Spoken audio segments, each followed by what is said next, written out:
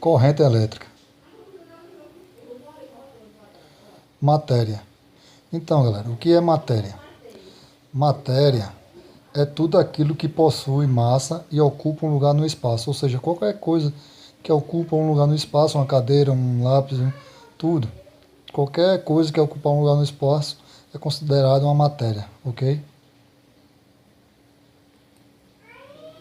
Dividindo a água. Examinando-a, encontramos sua menor partícula.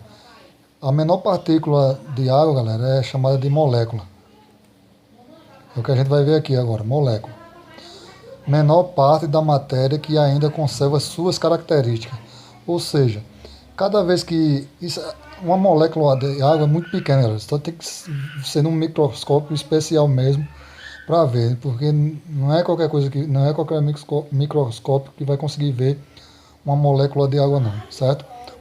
Porque ela está bem explícita aqui, ó, menor parte da matéria que ainda conserva suas características, ou seja, cada vez que você divide a água em menor parte vai dividindo ali as moléculas, e essa molécula, por menor que seja, ela ainda consegue manter as propriedades da água, as características da água, certo? Uma molécula de água, ou seja, aqui, isso aqui é a composição, uma forma de composição da molécula de água.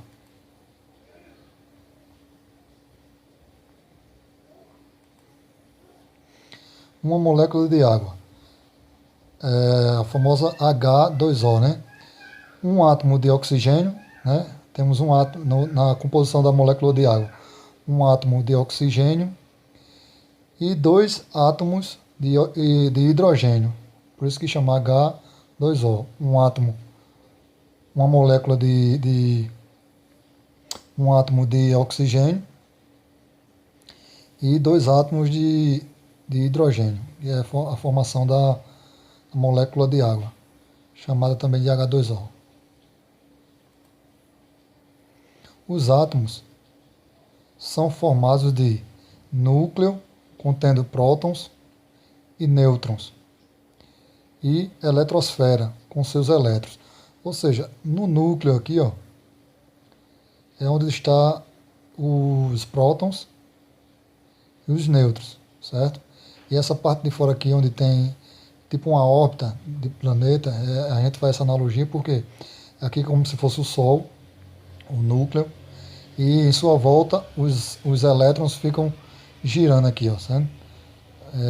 Eles ficam orbitando em torno do núcleo, certo? E aqui temos a camada mais distante da órbita. Nêutrons não possuem cargas elétricas, ou seja, os nêutrons não possuem cargas elétricas. Os prótons possuem cargas positivas.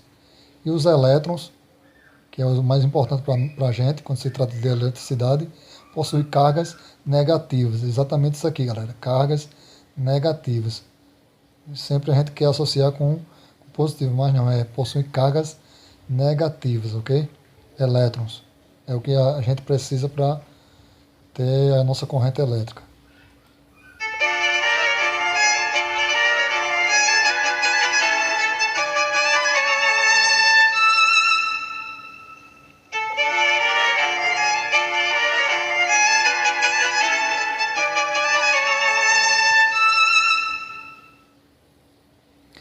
Elementos neutros ou sem carga, nada acontece. Então, dois elementos neutros, nada acontece, fica estático, parado, certo? Dois elementos neutros, pode ver um N e N de neutro. Cargas iguais. Cargas iguais, menos e menos, cargas carregada negativamente e outra carregada negativamente, o que acontece? Elas se repelem porque elas estão com carga negativa. Elas não são neutras. Elas são cargas negativas, mas não neutras, entendeu? Não neutras. Elas são negativas, mas não neutras. Então, cargas negativas, elas se repelem, elas se afastam uma da outra. Cargas diferentes, ela faz o quê? Uma carga positiva e uma carga negativa. Elas se atraem. Elas diferentes, elas se atraem. Uma tem a tendência de se tocar na outra, ou seja, se aproximar da outra, porque os opostos se atraem, ou seja, positivo com negativo, a tendência é eles se atraírem. Um átomo possui várias órbitas. Cada órbita contém uma quantidade de elétrons. Átomos com poucos elétrons na última camada são condutores. Têm facilidade de perder elétrons. Ou seja, nessa última camada aqui, esses elétrons que estão mais próximos aqui do núcleo, eles não se perdem na órbita, eles sempre ficam nas suas órbitas. Por quê? Porque o poder de atração do núcleo sobre eles é muito forte, como se fosse um ímã gigante.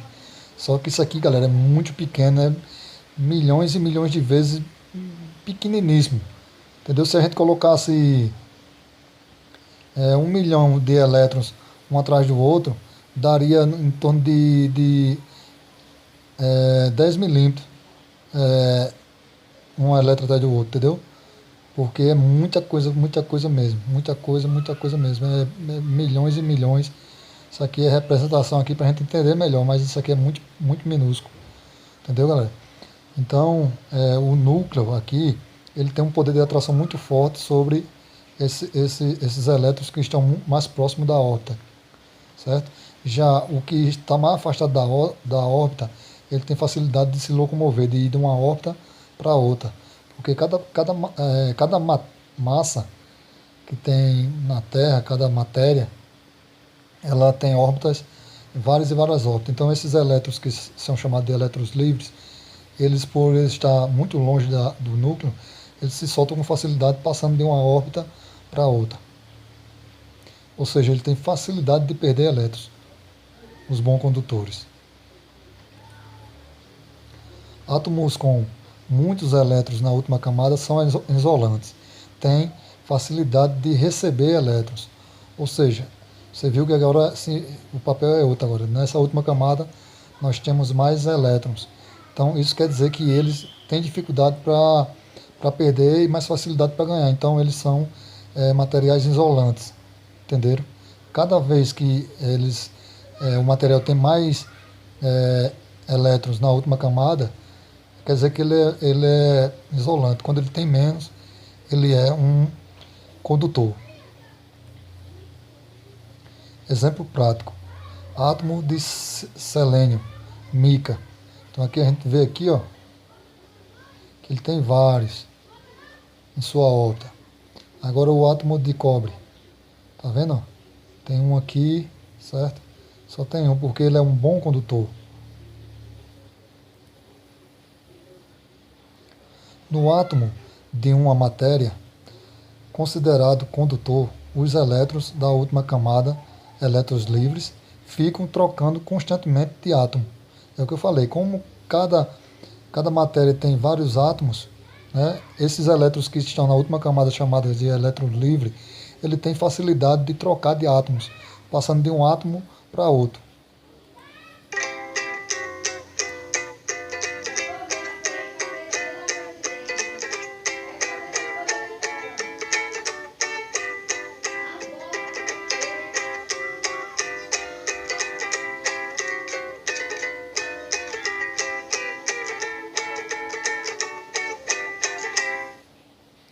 Se aproximarmos um polo positivo de um lado e um negativo de outro, vamos ver o que acontece, né, galera? Mas primeiro deixa eu falar o que acontece aqui. Ó. Quando nós não temos polarizado um polo positivo e um negativo, os elétrons eles estão trocando de órbita, como você vê aqui, né? Passa dessa órbita para essa, vem para essa, vem para essa, vem para essa, e sai pulando de órbita em órbita. Mas eles pulam desordenadamente, galera. Eles não vão num sentido aleatório, entendeu? Reto. Eles vão sentido aleatório que diga, né? Eles vão de um lado para outro sem ter direção correta.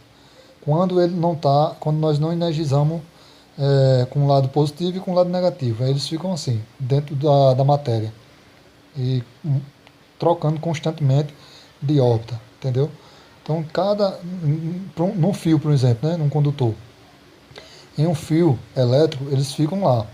Eles já estão lá dentro do fio, que é formado por vários e vários átomos, né, e os elétrons livres que estão na última camada começam a mudar entre átomos e átomos, trocando, tudo aleatório, doido, entendeu? Descontrolados. Quando nós aplicamos uma tensão mais e uma menos do outro lado, uma diferença de potencial, que é isso a tensão elétrica, é a diferença de potencial, um mais e um menos. O que é que acontece? Agora eles têm um movimento ordenado, eles estão em linha reta, se movimentando numa direção de forma ordenada. Por quê? Nós aplicamos uma tensão, ou seja, uma diferença de potencial, um potencial positivo e um potencial negativo do outro lado, para que eles venham a se movimentar em uma direção. Estes elétrons passam a ter um movimento ordenado, dando origem à corrente elétrica. Então, a corrente elétrica ela vem através da tensão. Enquanto nós não aplicamos a tensão aqui, vocês viram que ele estava desordenado aqui, sem ter direção. Quando nós aplicamos uma tensão, a diferença de potencial, chamada DDP, que é uma tensão positiva e uma negativa, eles começam a ganhar um movimento ordenado que dá origem à corrente elétrica, o movimento dos elétrons em um condutor.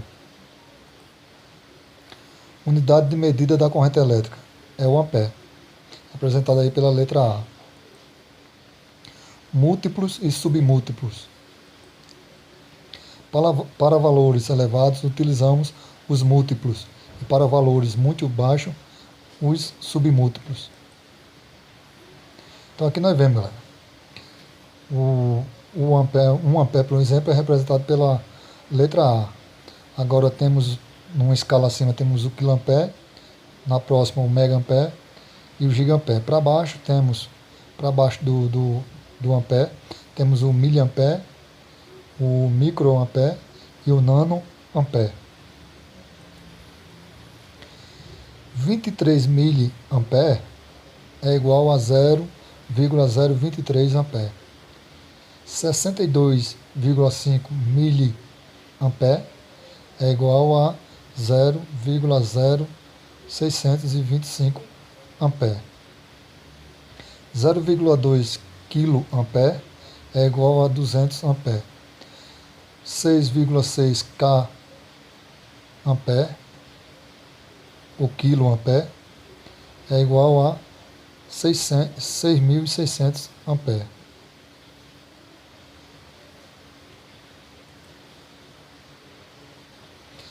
Corrente elétrica é o movimento ordenado dos elétrons no interior de um condutor. Então, essa é a definição mais plausível do que é corrente elétrica. Símbolo é o I, é a intensidade de corrente, o símbolo da corrente é o I. E a unidade de medida, como a gente já falou, é o ampere, representado aí pela letra A. Como obter uma corrente elétrica? Como é que a gente se obtém uma corrente elétrica? Para obtermos uma corrente elétrica, precisamos de um circuito elétrico. Circuito elétrico. Para obtermos um circuito elétrico, são necessários 3 elementos. São eles: um gerador, ou seja, uma fonte de tensão, né? Pode ser uma pilha, uma bateria, um condutor e uma carga. Ou seja, precisamos de uma fonte de tensão para empurrar os elétrons, precisamos de um condutor para conduzir a corrente elétrica empurrada pelo nosso gerador, pela nossa tensão, e uma carga para consumir essa energia gerada, né? Essa nossa carga ela vai receber os elétrons e vai transformar essa energia em outro tipo de energia, seja ela luminosa, térmica ou mecânica. Gerador orienta o movimento dos elétrons, como eu falei, né? Nosso gerador de tensão elétrica, ele quem vai impulsionar os nossos elétrons dentro do condutor. Pode ser, como eu falei, uma bateria, uma pilha. Condutor assegura a transmissão da corrente. Então ele tem a finalidade de fazer com que os elétrons impulsionados pelo nosso gerador cheguem a um determinado lugar. A carga utiliza a corrente elétrica e transforma em trabalho, ou seja, pega toda essa corrente que o nosso gerador impulsionou, empurrou, recebe ela e transforma essa corrente em um outro tipo de energia, trabalho. Como eu falei, pode ser térmico, com um secador de cabelo, pode ser luminoso com a lâmpada, certo? Então pode ser mecânico. Então tudo ele vai pegar toda essa corrente elétrica e vai transformar em alguma forma de trabalho. Para que haja corrente elétrica, é necessário que o circuito esteja fechado. Então pronto, aqui como a gente vê um circuito gerador, nosso gerador de tensão, é um circuito aqui devidamente fechado, né? Pode ver que ele está com a chave fechada aqui.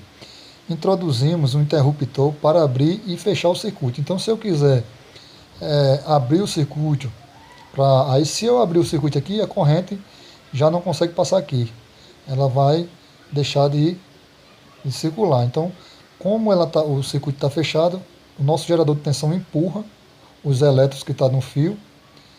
Como a nossa chave aqui está fechada, ela vai vir até a nossa carga, que no caso aqui poderia ser uma luz, passar por ela, ela vai gerar uma luminosidade e vai retornar aqui no negativo, certo? E vai se repetir o ciclo. No momento que eu abro a nossa chave, o circuito está aberto, os elétrons já não são mais conduzidos até a nossa carga. A nossa carga já está inoperante.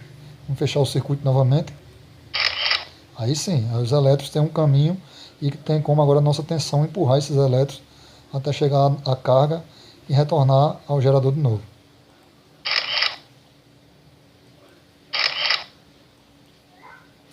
Aparelho de medida da corrente elétrica. Nosso aparelho de medir a corrente elétrica é o amperímetro. Como eu falei, que os equipamentos que a gente utiliza hoje, como é o multímetro, ela está dizendo é um multiteste, porque nele existem vários testes, como o amperímetro, o ohmímetro, certo? E o voltímetro, que seria para medir a tensão elétrica que a gente falou no último vídeo. Então, o amperímetro deve ser ligado em série com a carga. A gente viu que na tensão a gente liga em paralelo com a carga para medir a tensão no último vídeo. Se você não assistiu, volte lá e veja que a ligação para medir a tensão é em paralelo. Já na corrente nós temos que abrir o circuito para introduzir o nosso medidor de corrente, o amperímetro, entre a fonte de tensão e a carga. Vamos lá? Então, aqui a gente abriu o circuito para introduzir ele no meio, certo?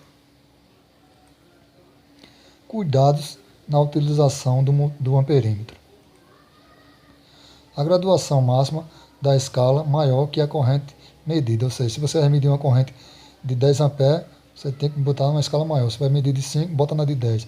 E sempre a escala mais próxima daquilo que você vai medir, porém acima. A leitura deve ser a mais próxima possível do meio da escala, tá vendo? Não mudar a posição de utilização do aparelho. Ou seja, isso aqui, ajustar o zero, é quando a gente está no multímetro analógico, a gente aqui está já usando o multímetro digital, né?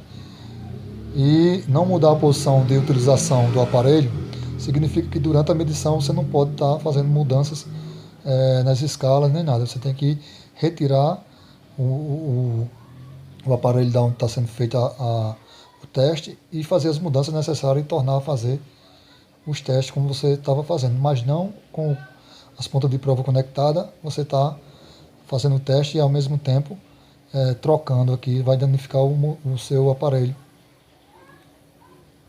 E evitar, como sempre, os choques mecânicos.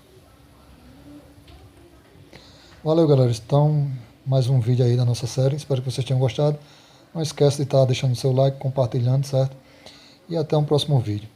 Vamos partir agora para nossas perguntas. Responda aí nos comentários. Como vocês sabem, aqueles que participaram do nosso conteúdo até o final vai estar tendo acesso ao nosso grupo Eletromec Estudos lá no WhatsApp. Lá estudamos elétrica eletrônica e mecânica de motos. Fui, galera. Tchau.